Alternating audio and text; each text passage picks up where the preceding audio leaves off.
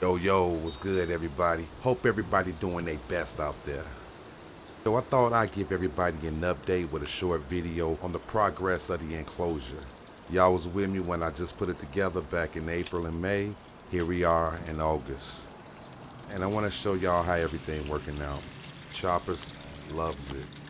No more digging. Everything seems so natural.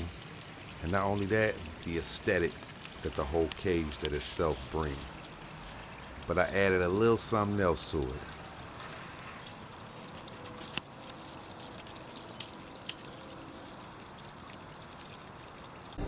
Clever girl.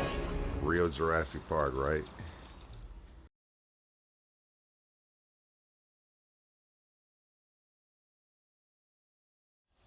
Here I added some solar projector lights, just to give it a little more oomph.